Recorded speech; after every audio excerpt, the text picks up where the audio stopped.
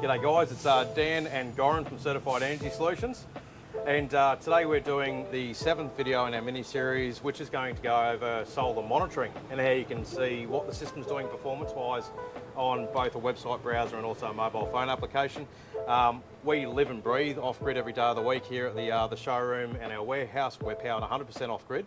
Don't use any grid power, which is a pretty cool thing to practice what you preach, which means we understand how these systems work as well, and limitations and benefits to it going with that option. That's right. The hardware we've got running this particular location is very similar to something we'd see in a 𝙎𝙤𝙧 system as well. This is a different product that we do internally, but you know, it encompasses a 10,000 watt inverter. We've got a solar charge controller here. The young fella's doing a nice little zoom in on.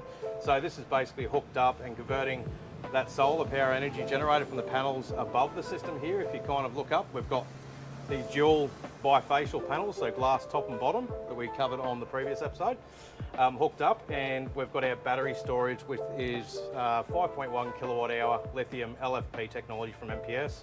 Once again, another manufacturer option we've got in our range with a bit of diversity. So over on the side, quick little overview. If you don't like your monitoring online, you don't like applications, you can quite easily see what the system's doing on that built-in display as well, which is also touchscreen operated. So we'll head on up to the office now and have a look at a couple of website browsers with a version of 𝙎𝙧 as well as a version of the Victron monitoring portal, the VRM portal. Yes, let's do that. Let's go. All right, so we're upstairs in the showroom, the hub. What we're looking at here is a live representation on the online monitoring side of things through a website login, that we can see exactly what that system downstairs is doing that we're just looking at physically. So this is giving us running real-time information. Every off-grid system in the market will have a version of online monitoring, and it's quite important for us to make sure that you've either got some cell phone reception out there for a mobile modem or the built-in device like in the 𝙎𝙧 systems with their emu app, or we've got a hardline internet connection on site as well we can wire into or put it on a Wi-Fi network. So that's all part of the installation process. So what we're looking at here live is our battery system is currently sitting at 86.2% and it's charging at 2,286 watts. That's essentially what the solar panels, you can see over here, it's generating 3.6, so 3,600 watts of solar generation. It's flowing into the battery system, and then the balance of that generation is then going over here to support our internal load. So AC is basically anything we've got plugged in running at the location. So at the moment we've got a baseline load of 1,169 watts and it's fluctuating. That's running 2 small split system air cons. We've got lighting, multiple TVs, monitors, computers, fridge in the background there. We've even got a little electric hot water system as well, which isn't running obviously at the moment because we'd noticed that pretty quick when that turned on. So really nice snapshot on how the system's performing. Now what we might do is a live demonstration, Goran. I might get you to go over and we'll put on a couple of standard household items. So we'll start with a microwave.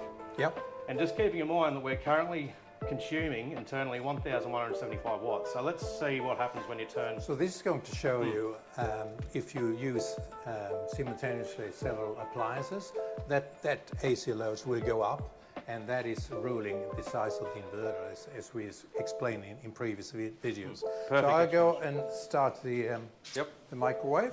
Yep. There we go.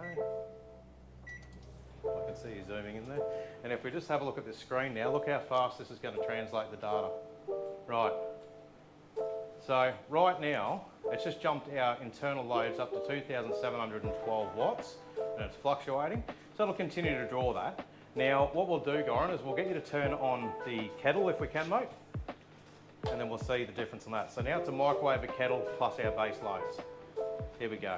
So what we're basically seeing here is we're nearly reaching half of the output rating capacity of that 10,000 watt inverter. So we're hovering up just under 5,000 watts.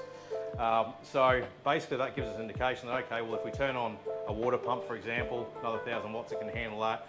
If we turn on a few other devices inside the house, we're perfectly fine without it looking for generator input or potentially shutting down power. So that's basically showing a correctly designed system. We'll never actually hit that peak rated output of that system. So there's a nice live demonstration, a couple of standard household devices. There we go, thanks mate. And that's with the Victron VRM portal, okay? And then we go up here to the top screen, which is showing the Red Earth monitoring portal. So this is another system which utilises the Victron hardware as well.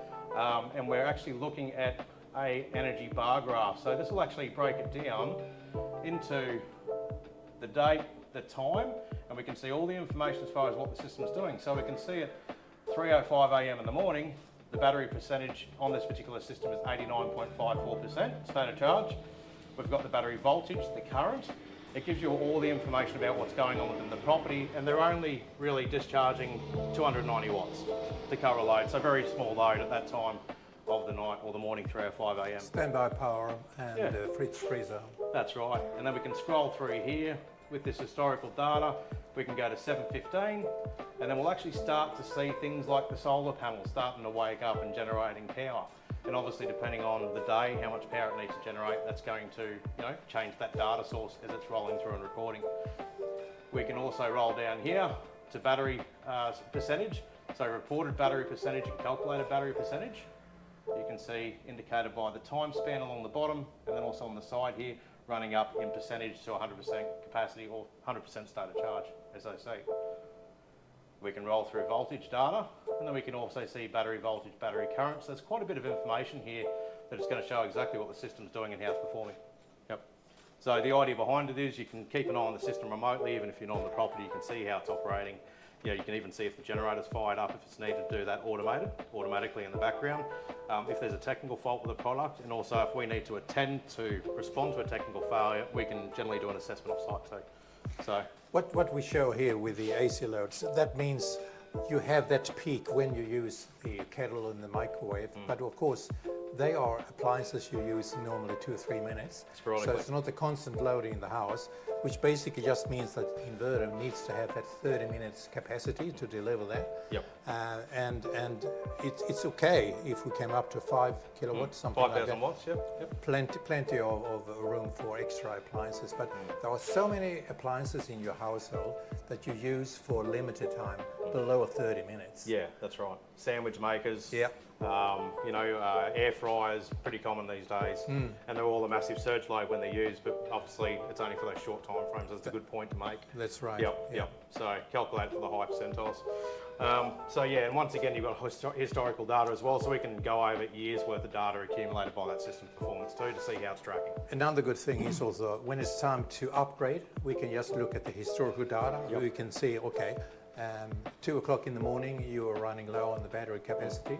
So you just add in one more battery module and you'll be fine. Yep, and it'll also tell you, excuse me, if you've got enough solar there, surplus to be able to support that additional battery. That's right. Exactly, instead of taking a guess at it. So, really good data. All right, awesome guys. So we'll go on to, I've got a frog in my throat, been doing this too long. Next video on the series, which is going to be going over inverter derating, understanding how inverters work in higher ambient temperatures. I think that'll probably close off the last of this first series of mini videos. That's right. All right, we'll see you on the next one. See ya.